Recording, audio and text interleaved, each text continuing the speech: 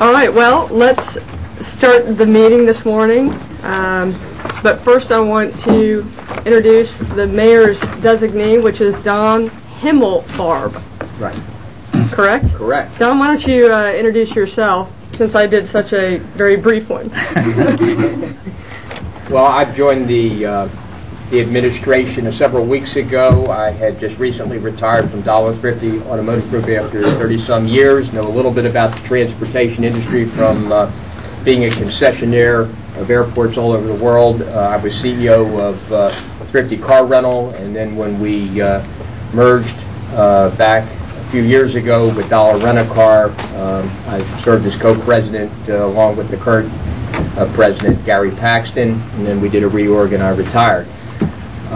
So this time I'm going to try and get it right, and the mayor's asked me to come in, and she's created a new position, Director of Economic Development, and the airport is part of that, obviously, as one of the major drivers of the economy for not only the city of Tulsa but for the region.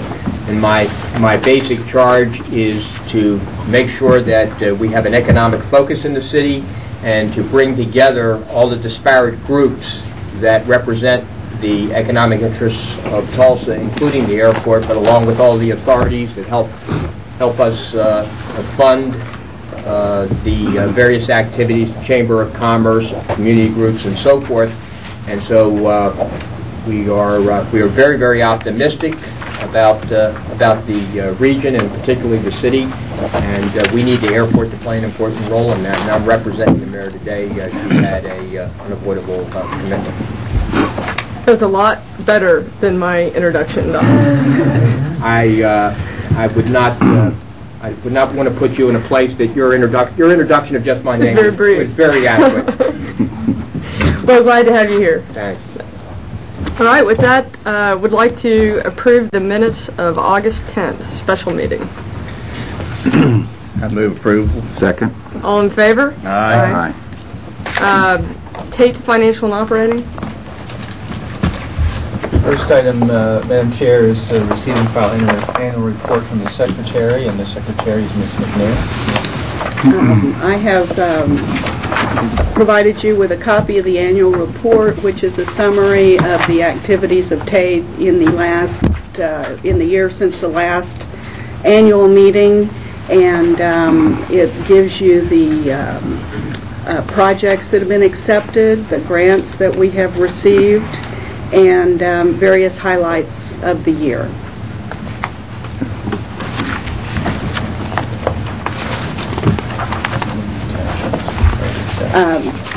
I handed it out this morning. So that's what, these are these right here? Mm-hmm. The outstanding bond indebtedness is included in there as well. Is a motion in It's order? just a receive and file. Okay. Move we receive it. Okay. Second that. All in favor? Aye. Okay, item 2B, annual election of officers. Madam Chair, at this time I would like to put in nomination for the officers. I'd like to nominate Meredith Sickford as chair, Charles Sublett as vice chair, and Nancy McNair as secretary.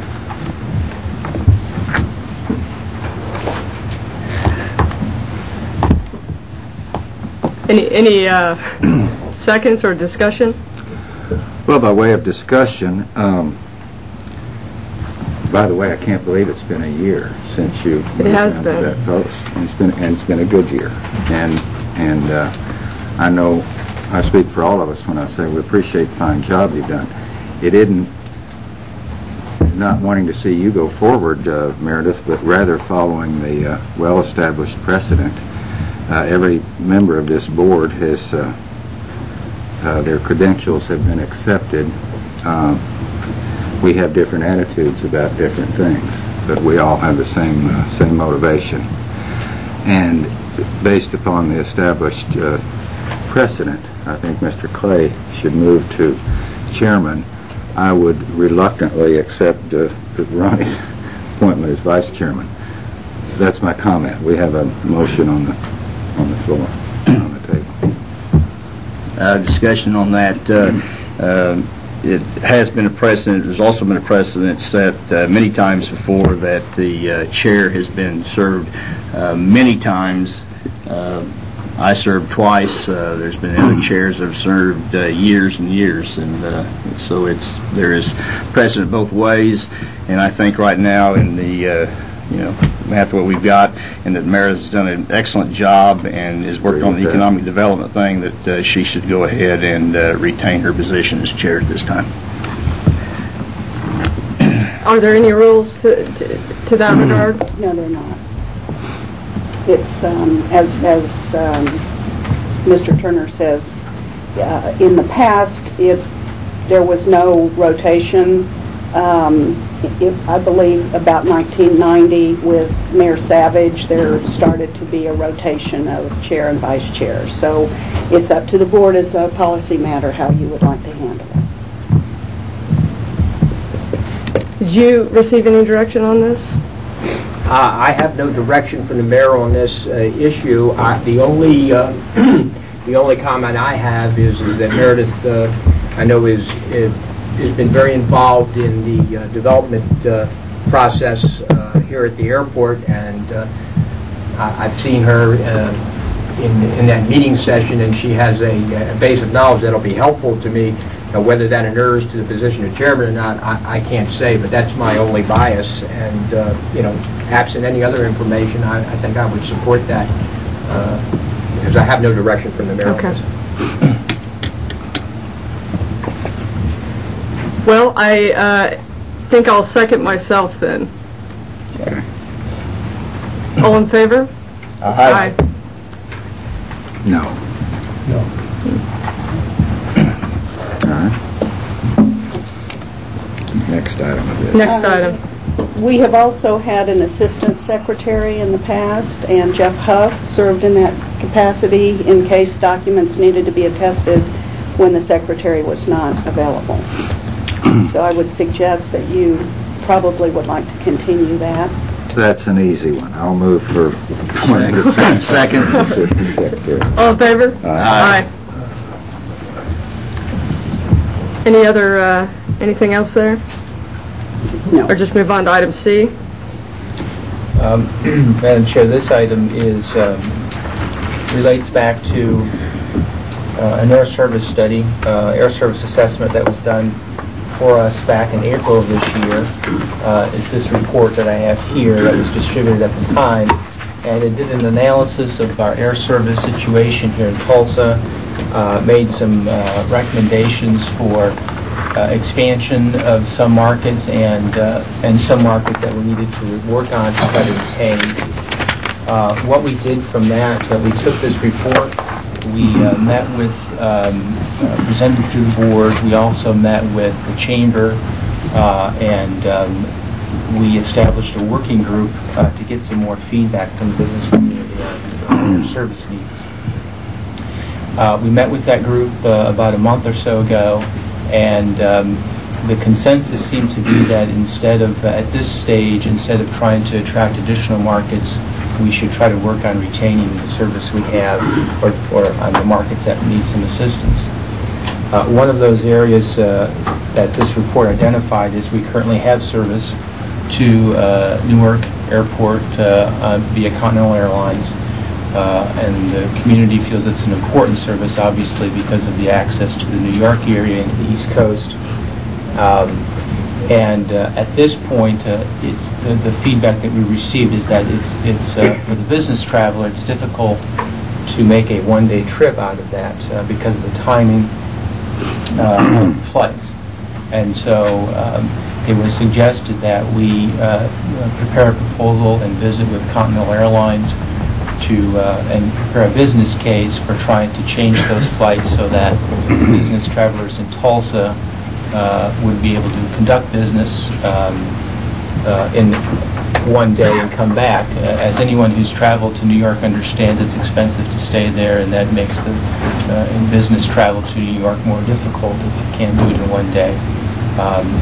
And so what we've asked ECRAT Consulting to do is prepare a proposal to be presented to Continental Airlines to improve that service, both to help with rearranging the times to make it more attractive to our business travelers, also to help Newark has many international flights, and we wanted to try to take advantage of some of that also.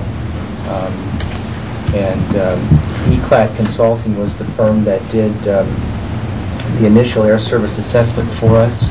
When we went out and solicited proposals, the intent was for the firm to do the assessment and then to do some additional proposals to airlines. The board approved the funds to do the assessment, and now we're coming back to do this specific proposal to present to this airline.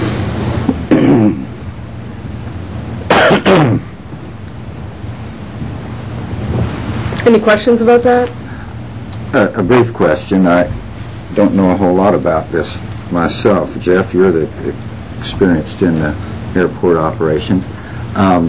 It's not a large expenditure in the overall scheme of things, but we like to make sure that it's not a wasted effort. Would the airline not think it's presumptuous of us to do a study on what routes they ought to fly, or do they not equipped to? They're the ones with their dollars at risk. Do they not analyze these things themselves and make decisions based upon their own economic self-interest? Well, historically that has been the case. Probably 10 years ago or so, the airlines typically had a large planning staff that did these kinds of things. Because of restructuring and the way the market has changed over the years, they don't have these large staffs. They do rely on outside consulting, and they actively solicit airlines to visit them and provide information to them. In fact, there are several conferences now that airports can go to and specifically visit with airlines about routes, and we did that. Mary Smith went and did that earlier this year. At other airports I've been at, we've been involved in doing this. We specifically visit the airline and make a business case, it's readily accepted by them, and they encourage this kind of visitation. And we can also provide some information that they may not be aware of or may not have that help makes the case for them. Okay. In connection with Charles' question, would they not already know their break-even load factor and traffic history and their fare structure and their competition? I think they have some of that information, Carl, but what we find is, of course, they serve so many markets, both nationally and internationally, that they're probably focused on just a select few. And what typically happens is if a community comes to an airline and makes a business case, they provide them some information they may not have been aware of, or provides them some additional information so they can justify making a change, adding a flight, changing a flight time. Thank you. Do I have a motion? I move we accept 2C. Second. All in favor? Aye. 2D? Madam Chairman, item 2D is to approve a payment for a right of entry agreement. This is with the Union Pacific Railroad, and it's in support of our storm sewer project at R.L. Jones Airport. Our large pipe going to the river actually crosses under the railroad, and we need their permission to cross their right-of-way, and that's what this agreement is for. Move approval. Second. All in favor? Aye. Item 3. No items. Item 3B. Item 3B1 is to award a contract to Superior Insulation in the amount of $560,194. This is for the continuing work on our noise program. There's 16 homes involved in this particular project where we'll be doing sound attenuation in those homes. Just by way of a little bit of evaluation, those 16 homes, it does work out to around $35,000 a home, which is a little more than what we typically have been seeing and what we would normally expect. The main reason the price is a little higher on this is the small group of homes. This is a pilot program, one of the initial bid packages that our new consultants have put together for us. So they're actually, in a manner of speaking, experimenting just a little bit with these homes. trying to fine-tune the right kind of sound attenuation measures for the specific homes that have been constructed in this area. What they learn from this will wind up being the foundation for future bid packages. So the small group of homes is probably the biggest reason that the price is a little higher. What we would normally expect is probably in the range of $30,000 to $31,000 or $32,000 in today's market. I believe we shared some information with y'all over the past day or two with regard to this program. It is experiencing cost escalation just like the rest of the construction industry, fairly significant cost escalation. What would have cost, the numbers we were using a year and a half ago of $30,000 to $35,000 is probably now in the $35,000 to $40,000 range just because of cost escalation in the construction industry. So we are seeing costs go up just a little bit for that reason. Overall, we're still anticipating some fairly substantial cost savings in the program, and based on what we've seen to date, I'm seeing that we're saving about $7,000 a home in today's dollars over what we've previously been experiencing on construction costs. And our consulting fees are meeting with the expectations we had when we changed the program as well. So we've been expecting $4,000 to $5,000 at least in cost savings on the administration expenses. It's running about $4,000 right now, but I fully expect as the program continues, we'll see that get better. Same thing with the construction costs as we get these refined just a little bit. So overall, in this first year since we awarded the new contract to CNS, I think we're meeting all of our expectations. So. That's great. I read with interest your memo to the board summarizing for us in advance of this meeting what you just reviewed with us here. And the bottom line is you indicate we're experiencing a 20% reduction in all program cost under the current program. Correct. Yes. Okay. I'll move for approval of B1. Second. All in favor? Aye. Item 3C. Item 3C, we have an amendment to a contract for construction management services. This is with PBS&J, the firm that is providing inspection for our pavement rehabilitation project. This is about an $8.2 million project that we're doing out on the airfield. We've been doing it for about the past year, rebuilding various taxiways throughout the airfield. The original construction was expected to be complete in August, roughly. That's what their construction management fees were based on, was that the work would be done then. The contractor has run into some material difficulties, a few other items that have slowed them down. They are currently a little behind schedule. We don't expect them to finish now until at the earliest the end of this calendar year, probably more on into early to mid-January.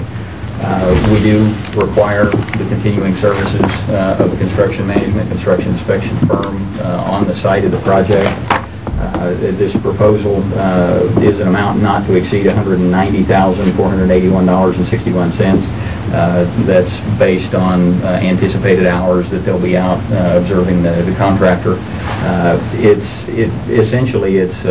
works out to be a very pro rata extension of the previous fees that we had awarded to them originally. So it's just straight based on time that they're out there.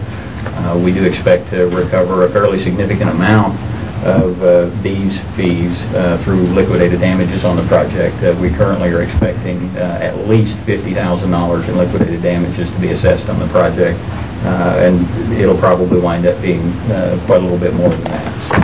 The contractor expending more time or just stretching out the original time? Contractor. The prime contractor. The construction contractor, he's spending more time. I mean, it's costing him money to work longer out here as well. How are the liquidated damages recovered? Is that a withholding or? It is on the end of the project. They're assessed on a daily basis. Jeff, maybe you can explain a little bit of some of the material problems They've had a couple of different problems relating to a little bit with some of the concrete that they've placed, some of it with the subgrade materials that they're placing. Asphalt has been a little bit of a problem. They've had The FAA specifications for the various pavement materials are a little different than what you see used on a typical highway project, which is what most of the contractors around here, their bread and butter is. And so there occasionally is a little bit of a learning curve in getting the materials placed in accordance with our specifications.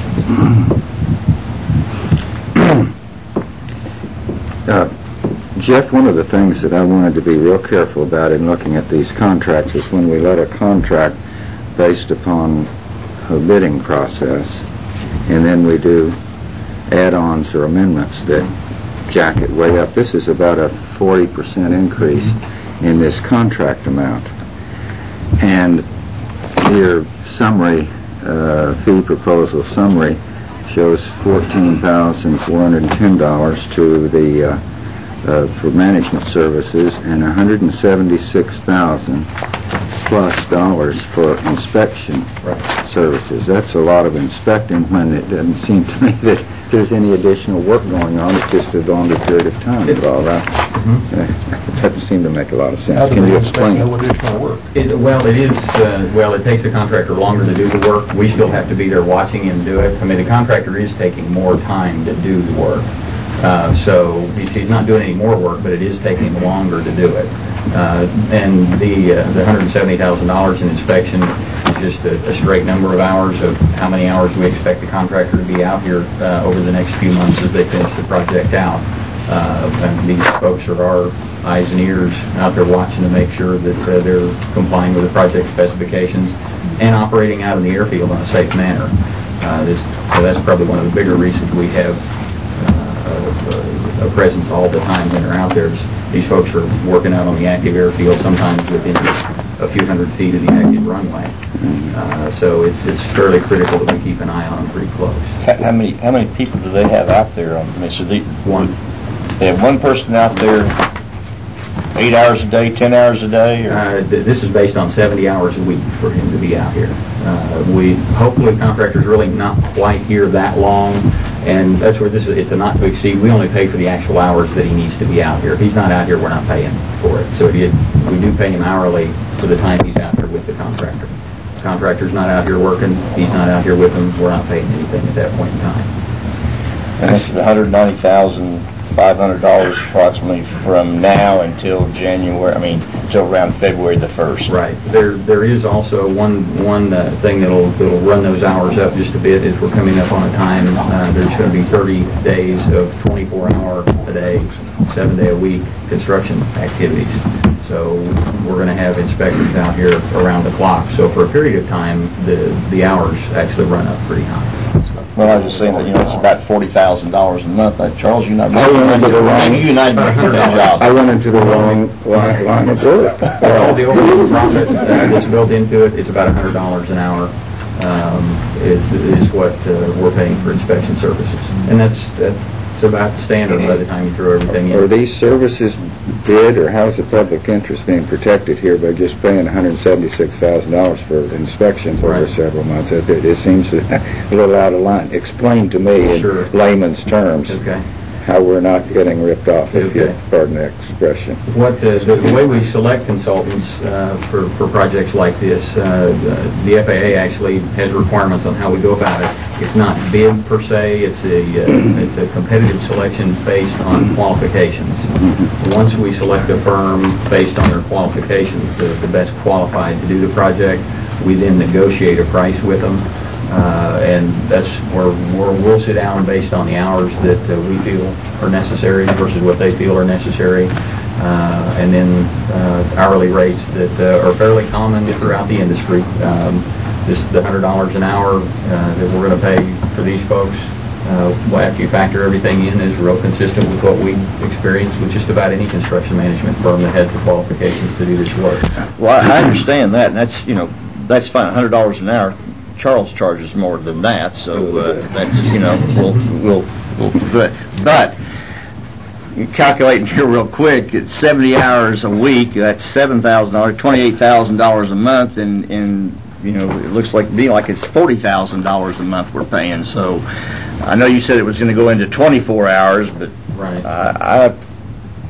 I know this comes up all the time, and then we always get into the same argument, and not argument, but the questioning of it, because it seems like it's just a lot of money for somebody to stand out there and look at this project, but the FAA requires it. They do. That's the only thing that's probably in our private businesses we wouldn't probably do that. So it's a difference. So we just need to really keep an eye on this to make sure. And so I think that you guys have covered it. You know what's going on and everything. So I will move for 3C as it stands. There's a second? A second. All in favor? Aye. Aye. Let's see, item 3D1, we actually have a couple of change orders. 3D1 is a change order on our taxiway Echo Extension project. It's the first change order with the Sherwood Construction Company. This one is actually a reduction by $64,897.50. It provides an alternative pavement design that we want to implement in the runway safety area to try and expedite the construction there. When we're working in that safety area, we actually have to have the main runway closed, and we want to do everything we can to make sure that closure is minimized. This is a slightly unusual pavement section that we do still need to get the FAA's approval on. It does not fully meet all of their criteria.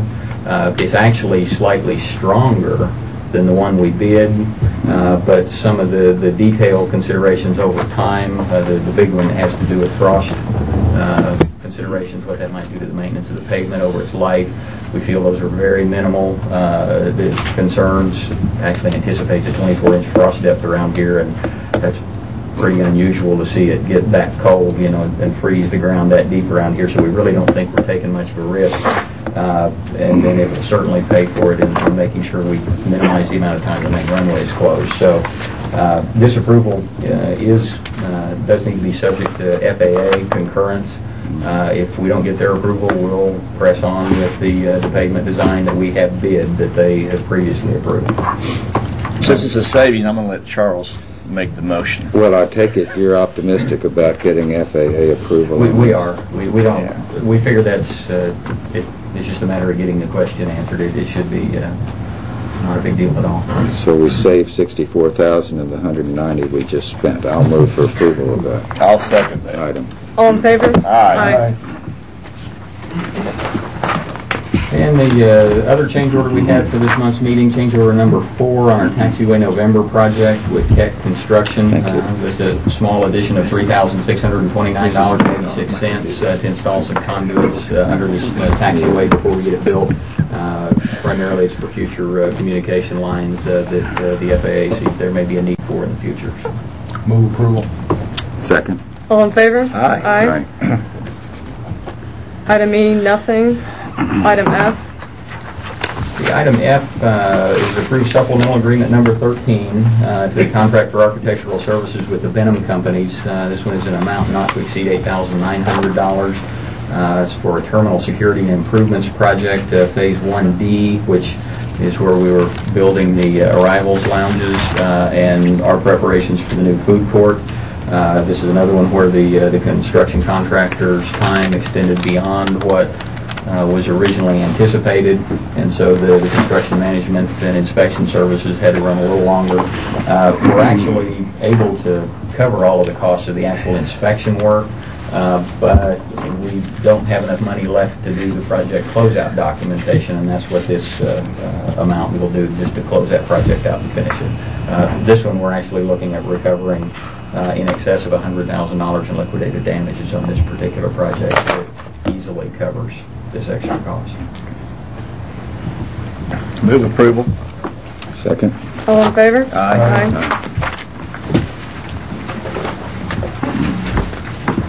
See, a couple other items that we have, actually to reject 2 bids. The first one is to reject bids for the Taxiway November Apron project. This is a little expansion we have been looking to do on the new taxiway that's being built, just to add a little bit more pavement. The bids that we received a couple of months ago are above the amount of the FAA grant funding that's currently available. They are within the amount that we would consider reasonable to award, but without the funding in place, we feel we need to reject the bids and consider other alternatives about how we go about constructing that in the future. What are those numbers? It's about $1.2 million is where the bids were falling had we awarded them.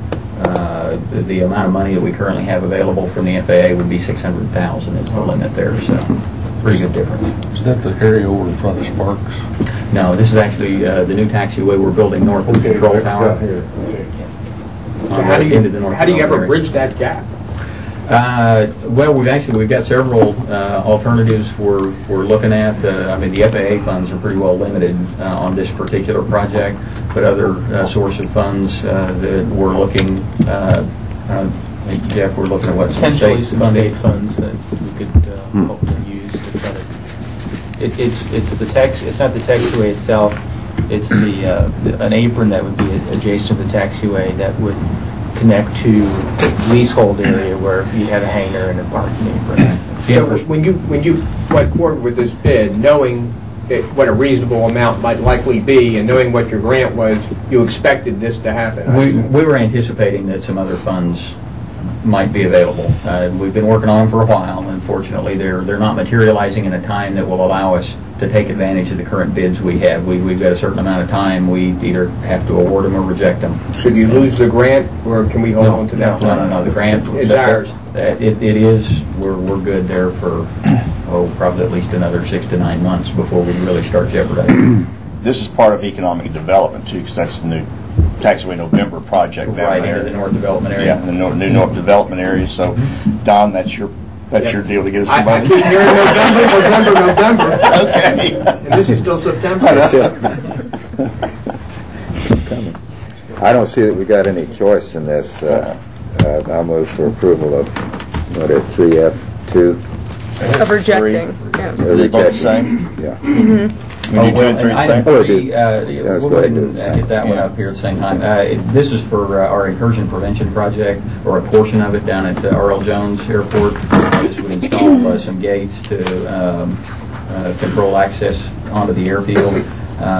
This one, kind of a little different situation. This one, we probably could come up with the funds through the FAA through a variety of sources, but the bids that we received were quite a bit more than our engineer's estimate, and we just really can't justify awarding them based on the bids that we received. Okay. So we want to reject these, and we'll look at reconfiguring the bid package in some other ways and moving forward with the project. May I amend my motion, Madam Please. Chairman? I'll move for approval of 2 and 3 under 3F, rejecting both bids. All in favor? Aye. Item 4. Item 4A, Madam Chairman, it is to acknowledge a name change from Carlisle Financial Services, Inc. to First Southwest Leasing. First Southwest is a firm we've done business with for quite a few years, and Carlisle Financial Services is a municipal leasing affiliate of First Southwest, so they decided that they need to have consistency in the name, so it's to acknowledge that the name change only. Move approval. Second. All in favor? Aye. Items B and C are related. B is to acknowledge and consent to a sublease from Sparrowhawk to Silver State Helicopters. And then C is to approve the license agreement with Silver State Helicopters. Move approval of 4, B, and C. Second. All in favor? Aye.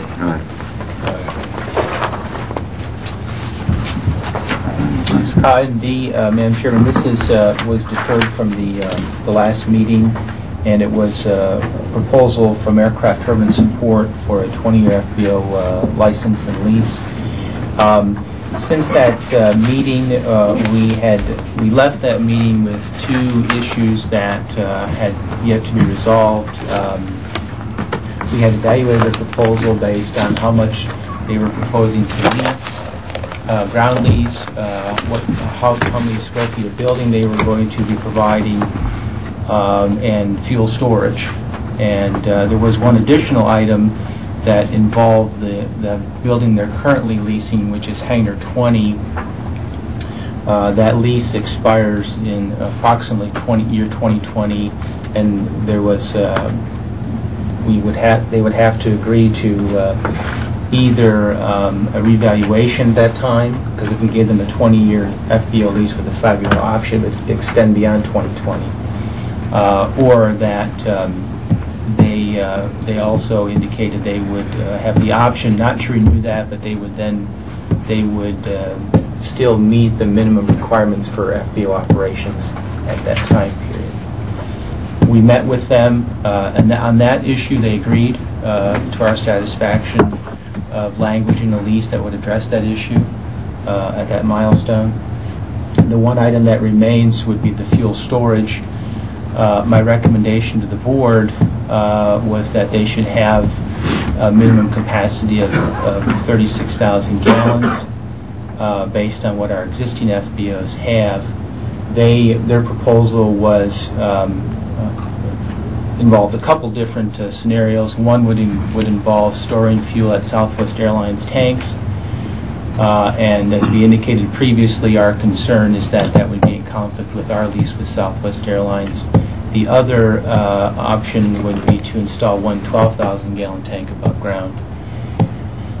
In discussions with the chairman, the recommendation that I sent back to them via letter was that prior to them putting in any fuel storage facilities, that our minimum standards should be updated to clarify that issue. Right now, our minimum standards, if you read it specifically in regards to fuel storage for Jet A, which is what they plan to sell, it discusses at the discretion of the airport manager. And these minimum standards are old, from the 1970s, and technically my recommendation to the board was that they needed 36,000 gallons, and that's where we couldn't come to agreement. So the recommendation was to update those standards that had specific information or requirements in that. So that's the letter that we sent to them, and that's where it stands as of today. We've spent quite a bit of time talking about this issue. We said that we would come back and give some clear direction. I still believe and recommend a subcommittee that needs to work on the minimum standards for this airport, and have asked Charles Sublett to lead that subcommittee with the airport. So the goal is to get those minimum standards in place before the first of the year. That's the goal. Certainly, we may not be able to do that if we come to disagreement, but we got to put a goal out there. And so that begs the question of what do they do in the meantime. And I understand that ATS says that they will meet those minimum standards when they're in place, at the time they're in place. So that seems that would take that issue off the table. The question is what to do in the interim, and because it's an interim period, I think we have to say continue what you're doing until such time we put in place the standards. Madam Chairman, if I may, I don't need the work, but I think this is something that needs to be done, and I'm happy to take that if that's a nomination or request or whatever, to take on that responsibility, and I will get busy promptly to try to get on top of it and to work with Jeff and Nancy and probably Chuck to see that we're able to make every effort to get that done before the year end. And as I've told you before, I will refrain from voting on any motion on this matter because of a technical conflict, but I would like to see the status quo maintained in some reasonable way until we can review this very carefully and impose standards that make sense in view of present circumstances, rather than arbitrarily telling somebody to spend maybe hundreds of thousands of dollars and not get all my hands. I strongly support what you've indicated. One of the things that we need to be sure is we certainly want to uphold clear standards and rules and regulations once they're in place, but in the absence of that, and we need to be as reasonable to the business community as we can. I mean, that's really the engine that drives everything, the revenues and the businesses, and to the extent that we can make that accommodation until such time as we have those regulations, if it's a reasonable period, that's absolutely in line with our thinking. Thank you, sir. What is the reasonable period, though? That's where you come into something right here, because by the end of the year, hopefully. That's for the minimum standard to be put into place, and then when that's put into place, then it's okay. It's 40,000 gallons, 20,000 gallons, whatever it is. Where your fuel tanks are going to be located. What do you have to do? Then how much time is somebody going to have? You know, it's the same thing as we've talked about before. We have another FBO that wants to put in a FBO here. Well, he's not out there putting a fuel truck out there right now trying to sell fuel and using storage somewhere else. He's going to wait till he builds his facility and comes on board like the other competitors out here. Well, so, but I think aren't you just grandfathering in an existing business? That's different than someone who's wanting to. Isn't that not different? The business is a aircraft repair. He's wanting to put in a fixed base operator, which is a different type of business. But it doesn't exist today. That fixed base.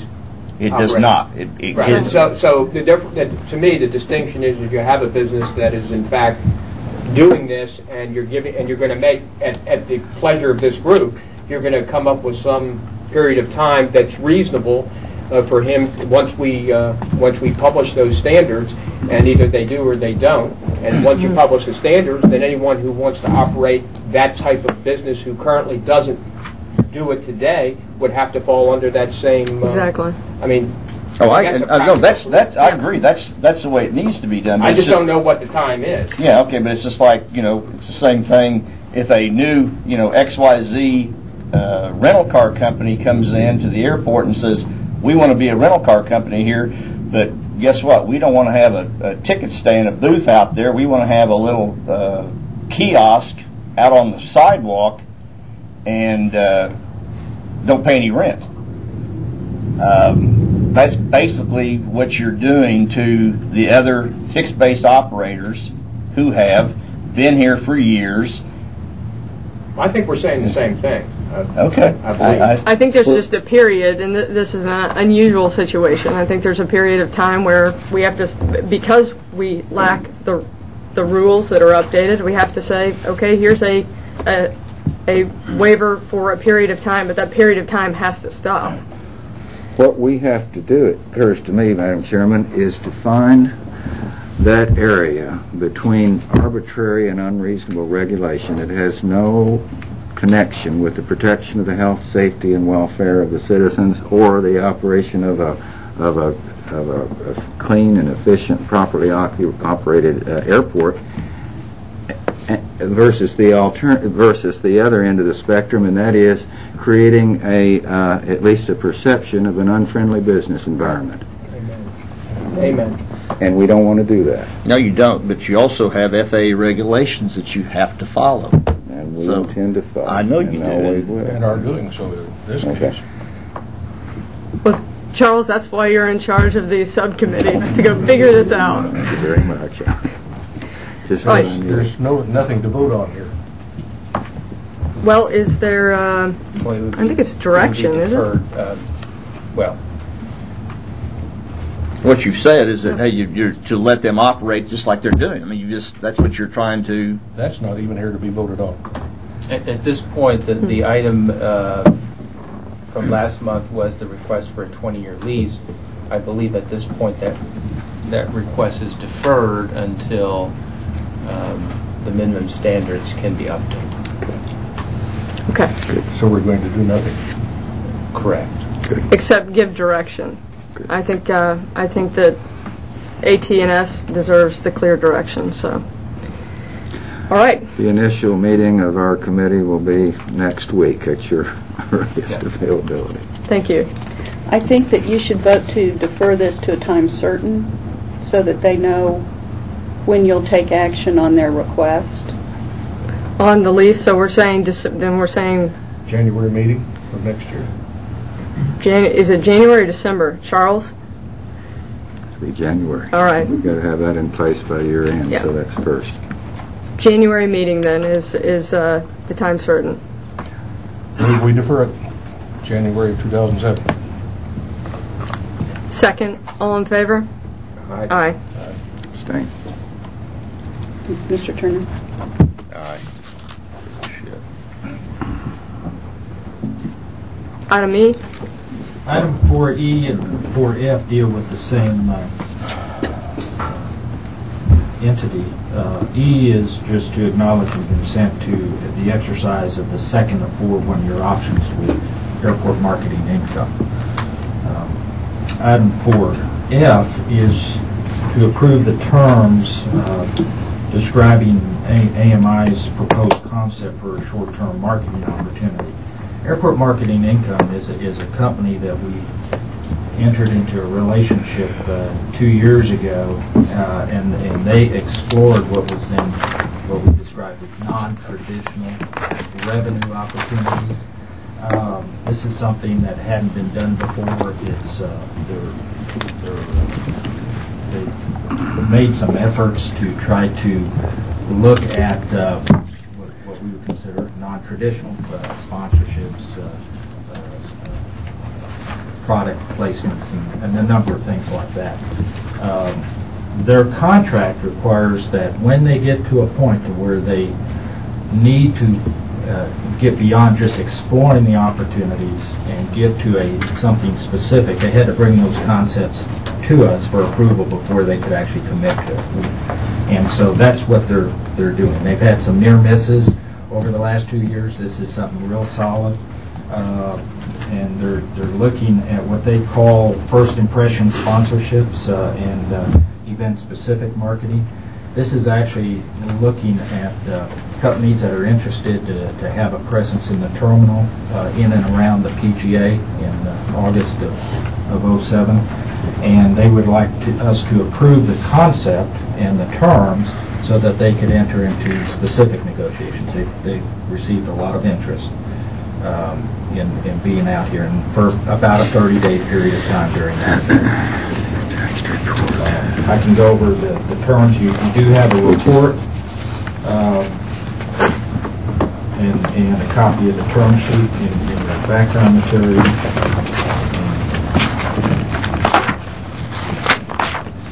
Basically, their goal would be to have one presenting welcome sponsor with no more than 3 non-competing groups. So. Budget.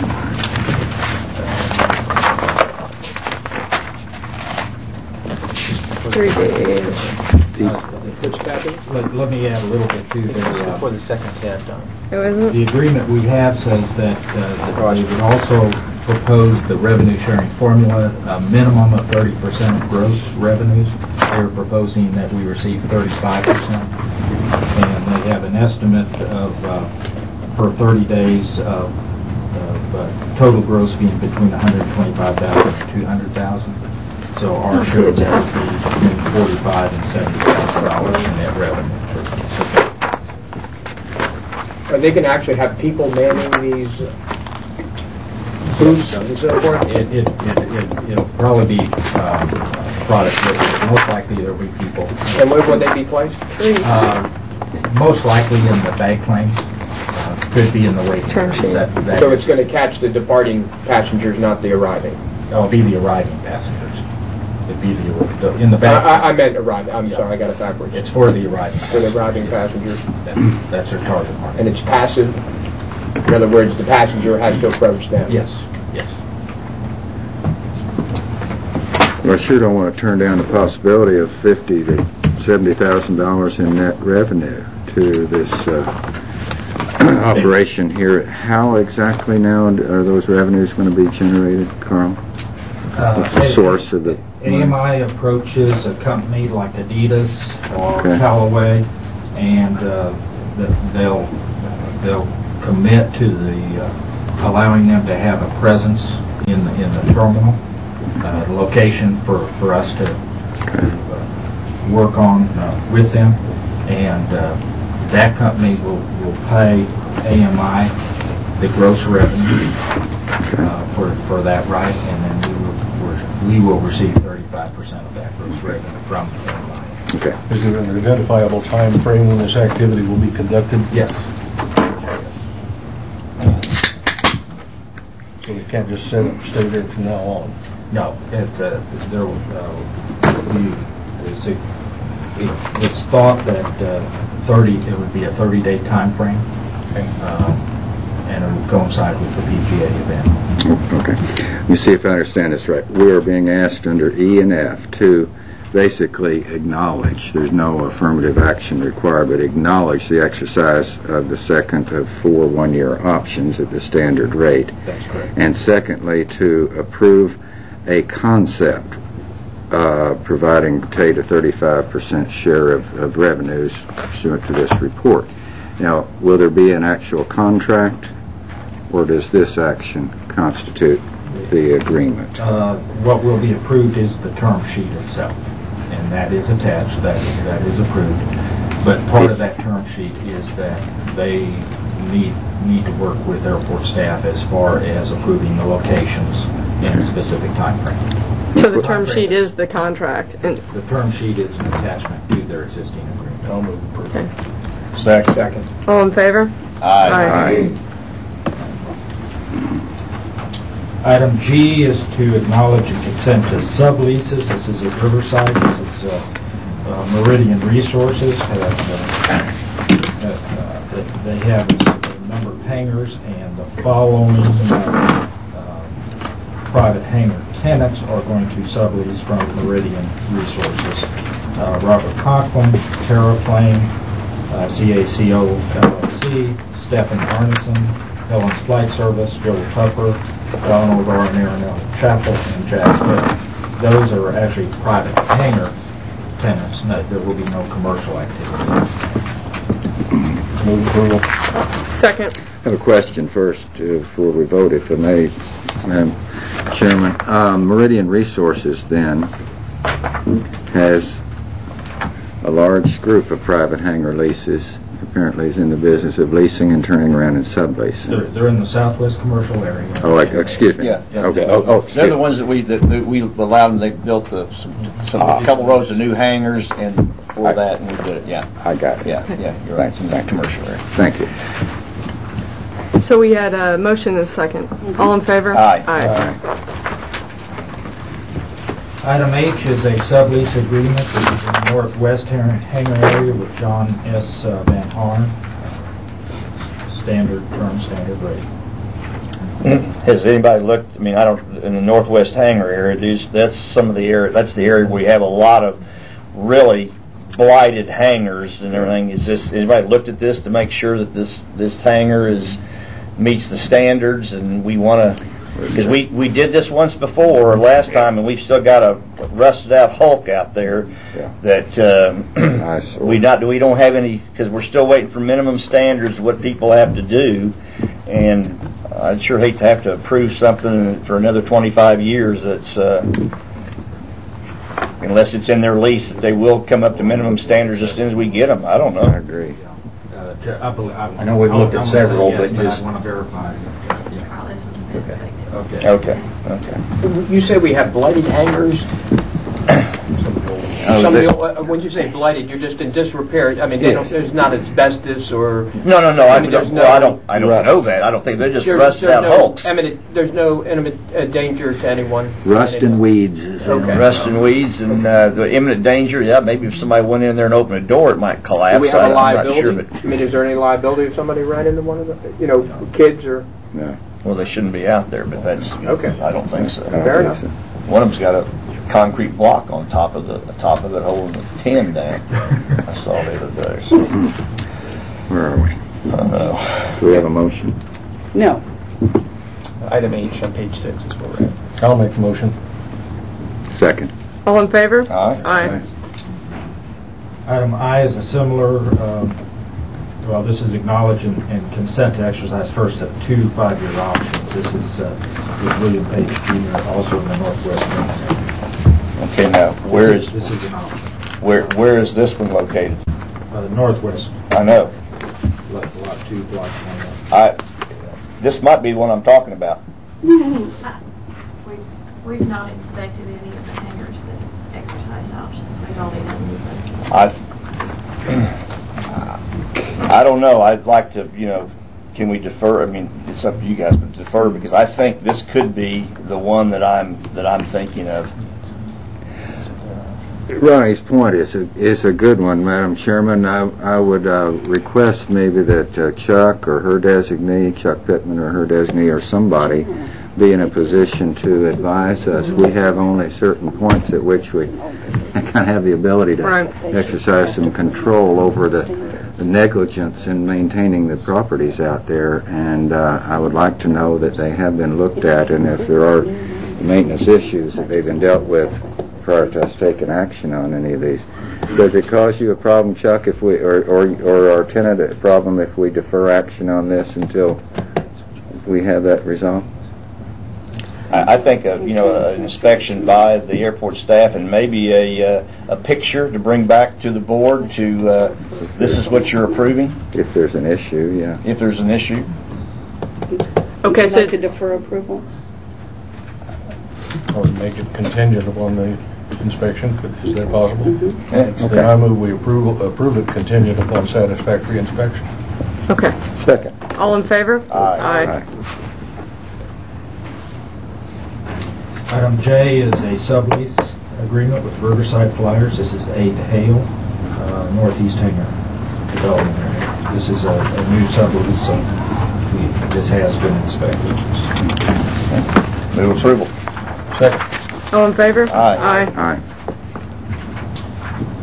K is acknowledge and consent to an assignment.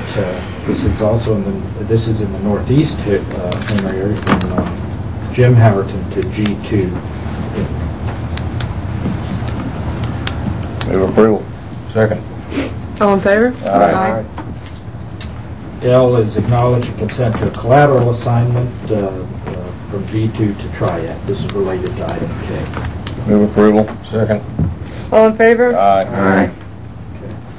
M is to approve a month-to-month tenancy with Day-Pro Rubber for not more than 6 months of standard rate and insurance requirements. This is in the Northeast Hangar development, and the reason for this is that there are in fact some site issues here that are being resolved, and we want to see those resolved before the new lease.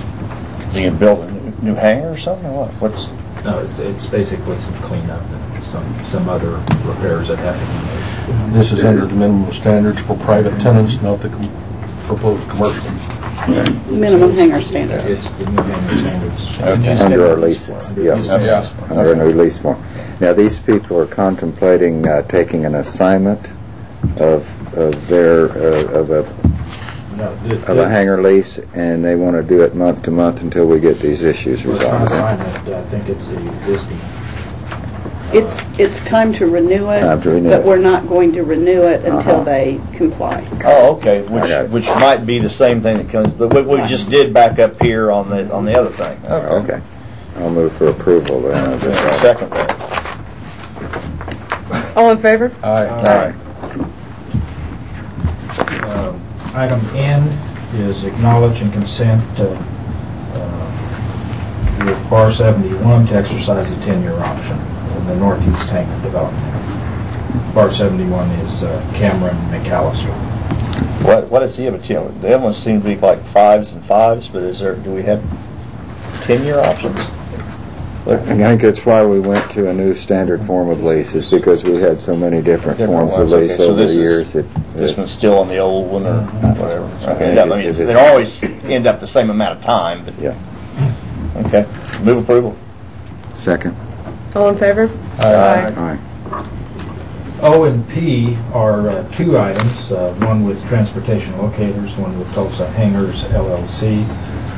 We've been working with a number of our tenants on trying to get their insurance requirements in place. These are two that were basically at the end of the road, and on that communication and the not having the proper insurance is an item of default, and would require that this board that we request that those Can you summarize for us, Carl, how it came to this point? There is a second tab under attachments. Okay. Is a summary of the... And I would like to recommend that you defer action. We wanted to put it on the agenda because we have told them month after month that it is going to happen. All right. And so we have put it on there. This is still language in the cancellation and so on that is not correct, and additional insureds. And so we'd like... So basically, since March of 2000, almost 18 months ago, they've been out there without insurance. No, they have insurance. They just don't have us named adequately and... Okay. Okay, it's the language. Okay. It's not the required Okay. Language that needs to be in place. Oh, I see. You've got a summary. Okay. So what are they saying? That they'll get it fixed? They keep saying that, and what we get is not responsive? And so we keep talking to the principal. The principal talks to the insurance agent. The agent, we think, tries to communicate back to the underwriters what are needed. And somewhere along the line, we still don't get what we need.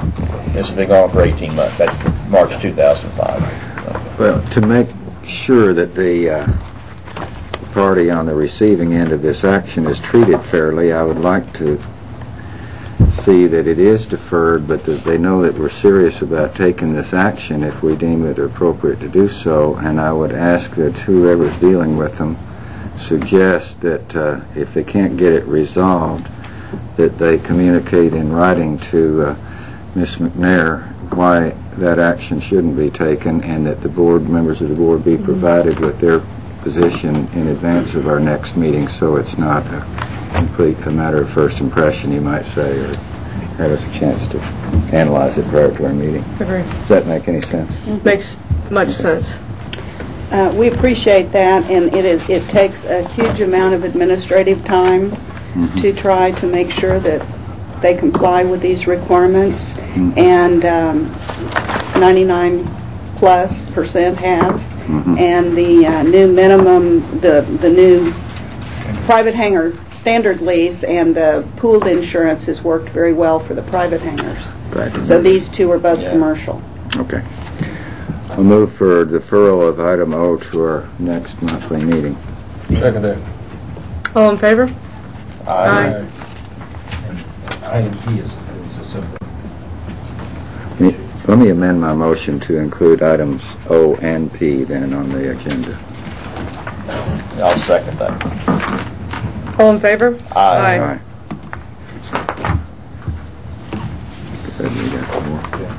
Item Q is to substitute the new standard form lease with the old private tenants area. We have two, Charles and Kathy Sittler, and Jim Medford and Don Collins. I'll move approval. Second. All in favor? Aye. Aye.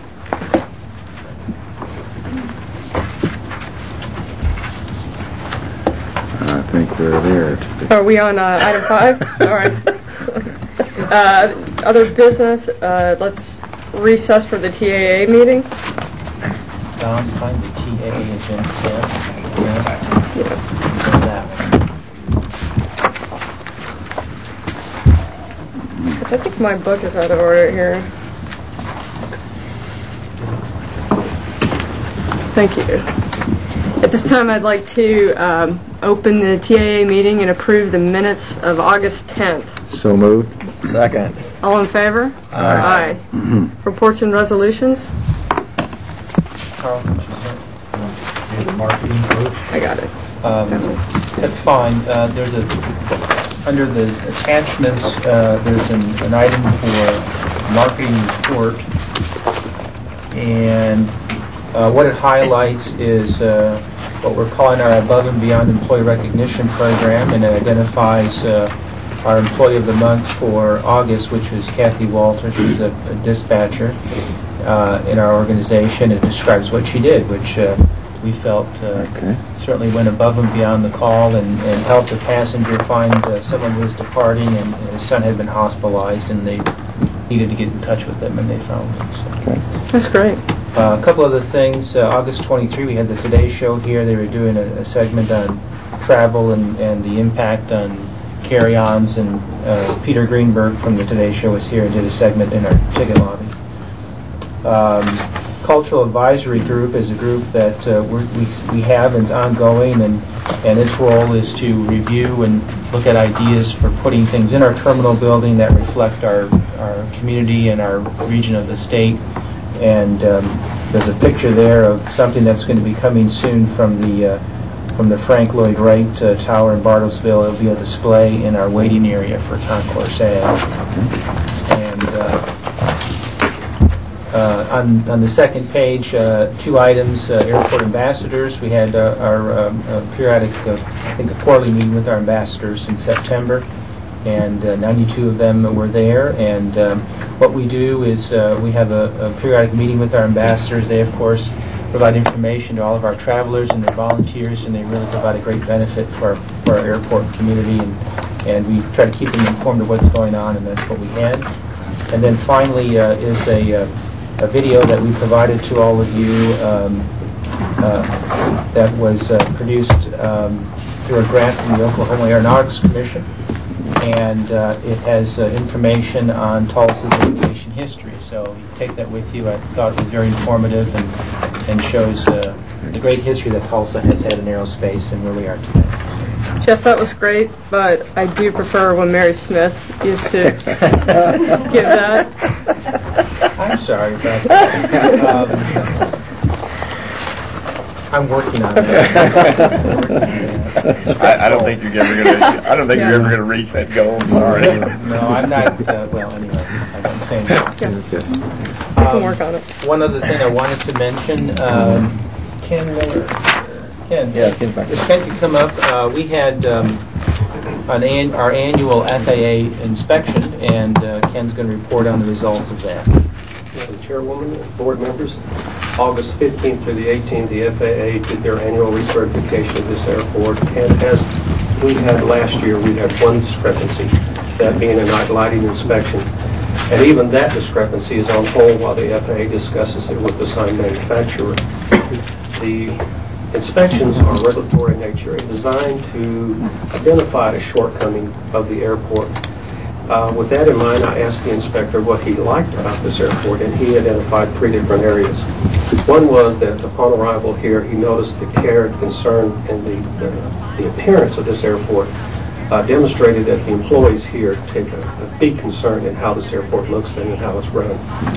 The second was the aircraft firefighting and rescue leadership as identified by Chief Phelps, and the training coordinator as identified by Fred Chambers was outstanding and second to none nationally. And I've been told now many of the techniques and training procedures that our people here use are being used internationally by the FAA.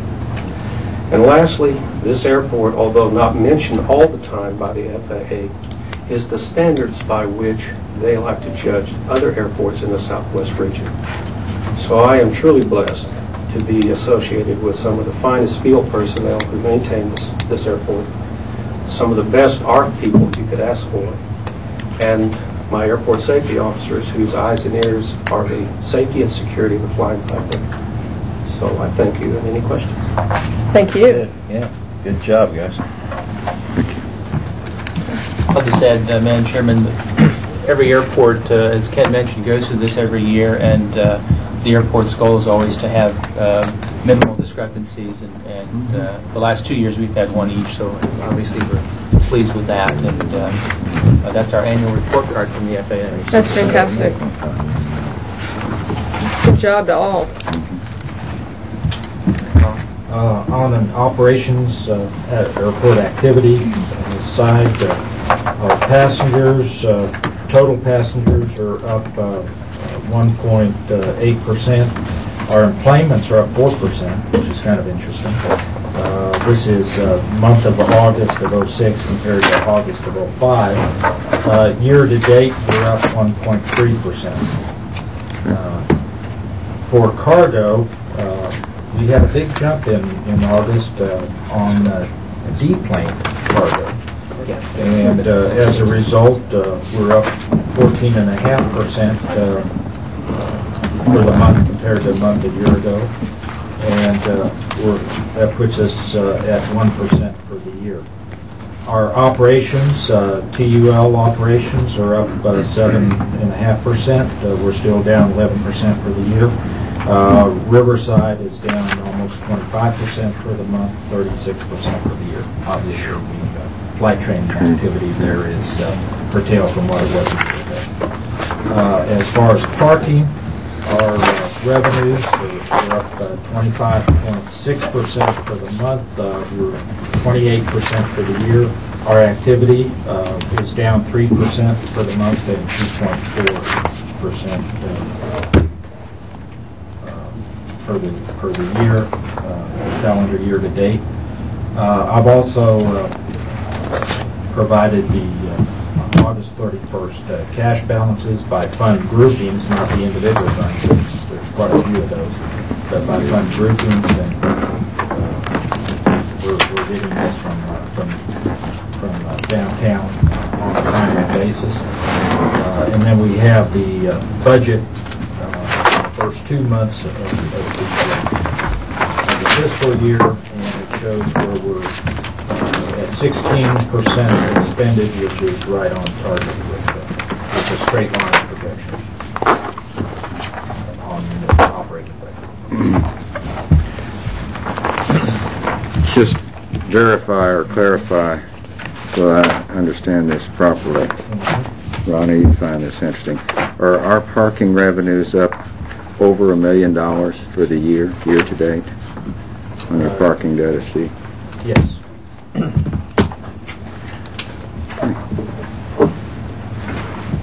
And is our activities down? Yes. Okay. 3%. Revenues up over $1 million year to date. Yeah, I understand. Okay. That's a good thing. Jeff? Citizen of Tulsa. One thing I wanted to point out in the line items for through the end of August, one area that we have been hit really hard in is our overtime cost, and a lot of that has to do with the threat level that was increased to threat level orange. Because of that, we have additional requirements for our law enforcement officers, and we're spending quite a bit of extra time and money. And our overtime, we're already at 33% of our budget. Ken Miller and myself are working with Human Resources downtown to try to come up with some solutions. One of them is to try to create a new position that could help meet our requirements that wouldn't require a law enforcement officer, so we could provide some of the things we're doing now for less costs, and we'll continue to try to work on that.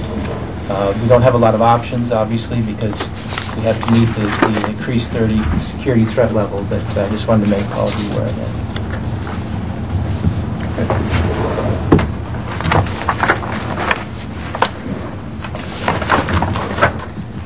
Next item. Is that all you had for reports? Yeah. Okay. Financial and operating. Just the Covered that. election. Madam Chair, I move that we nominate the same officers that we have for Tulsa Airport Improvement Trust as the Tulsa Airport Authority. Second. Members. All in favor? Aye. No contracts, leases, or licenses.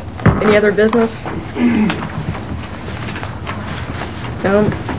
And approve those items from September 14th annual meeting of TAIT. Second. All in favor? Aye.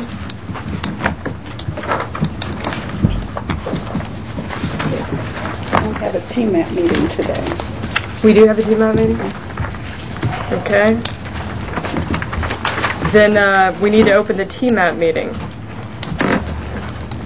And we need to approve the minutes of July 13th meeting of TMAT. I move approval. Second. All in favor? Aye. Aye. We need to receive and file the annual report. It's right here. That's what you handed out, Nancy? Yes. Yeah.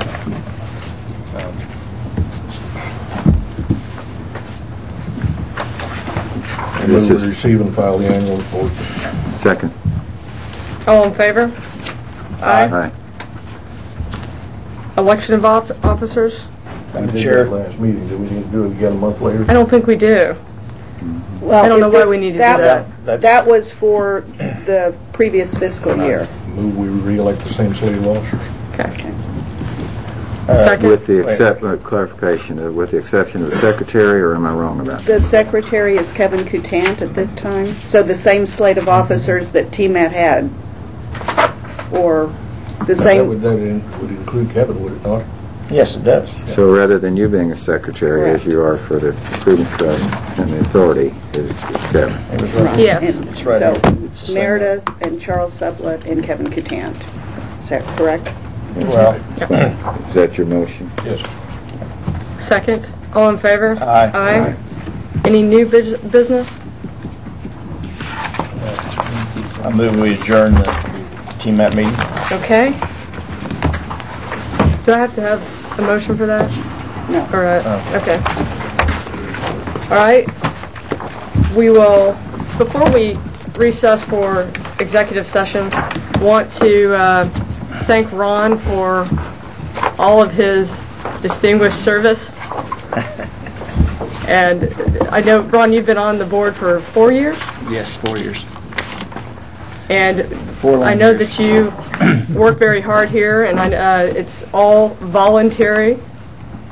Do you want to say any final Sure. I comments? thank you, Mary. It's been my pleasure to work with all the board members that I've worked with through the last 4 years, and they all have the airport, in their heart to do the best thing for it, and for all the citizens of Tulsa.